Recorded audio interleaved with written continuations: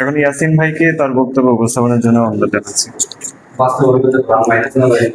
আসসালামু আলাইকুম, ধন্যবাদ সকলকেই। বক্তব্যের বিষয় জুলাই শহীদ দিবস 2026। আসলে জুলাই শহীদ দিবসটা শুরু হয়েছিল কোঠা সংস্কার আন্দোলনকে কেন্দ্র করে। এই কোঠা প্রথা সর্বপ্রথম চালু হয়েছিল 1972 সালে, যেটা স্বাধীনতার পর।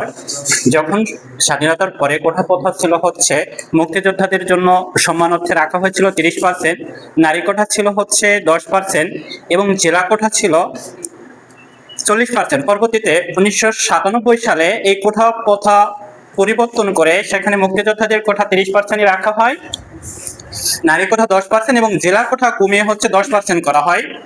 এরপরে 2010 সালে কোঠা সংস্কার আরো কিছু পরিবর্তন আনা হয়।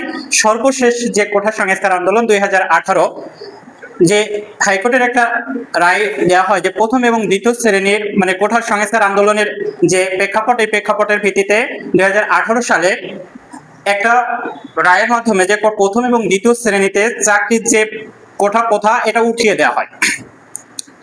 কিন্তু 2024 সালের 5 জুন এসে আপিল বিভাগের একটা রায়ের ভিত্তিতেই কোঠা প্রথা আবার হচ্ছে জারি করা হয়, যার প্রেক্ষিতে ঢাকা বিশ্ববিদ্যালয়ের ছাত্ররা সর্বপ্রথম আন্দোলন শুরু করে কোঠা প্রথার বিরুদ্ধে।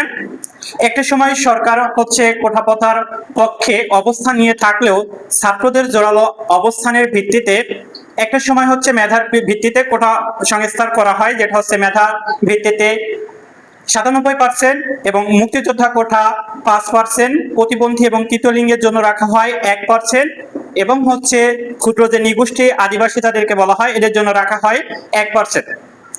এই কোঠা প্রথাকে কেন্দ্র করেই সরকারের বিভিন্ন বক্তব্য বিভিন্ন সময়ে জনগণকে বিভিন্নভাবে ক্ষোভের আগুনে জ্বালিয়ে তোলে এবং একটা সময় হচ্ছে সরকার জনরোষে পড়ে যে মানে পদত্যাগ করে দেশ ত্যাগ করে।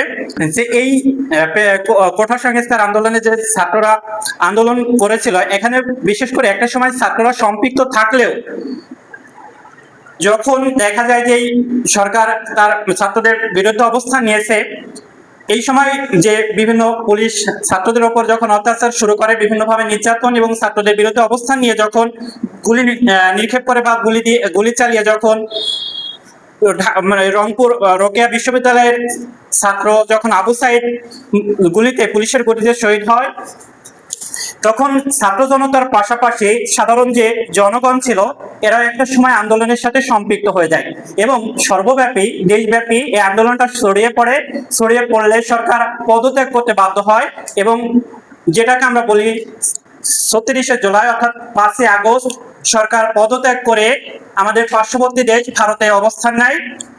এ থেকে বোঝা যায় বিশেষ করে ছাত্র জনতার যে আন্দোলন, ন্যায্য আন্দোলন, বিশেষ করে ন্যায্য আন্দোলন যারাই মানে ছাত্ররা যখনই করেছে, আমরা বাংলাদেশের প্রেক্ষাপটে দেখতে পাই যে সব সময় হচ্ছে বিশেষ করে ছাত্রদের অধিকার আন্দোলনের যে আন্দোলন প্রত্যেকটা সময় সফল হয়েছে। ধন্যবাদ সবাইকে। অসংখ্য ধন্যবাদ। ইয়াসিন ভাই কিন্তু খুব দারুণ উপস্থাপন করেছে। আসলে তার ভিতর যে এরকম সুপ্ত প্রতিভা লুকিয়ে আছে এটা কিন্তু অনেকদিন অজানা ছিল, সে সাহস করে আজকে বলেছে, তাই তাকে অসংখ্য ধন্যবাদ এবং সুন্দর করে উপস্থাপন করার চেষ্টা করেছে, যদিও তিনি একটু বেঁধে গিয়েছিল।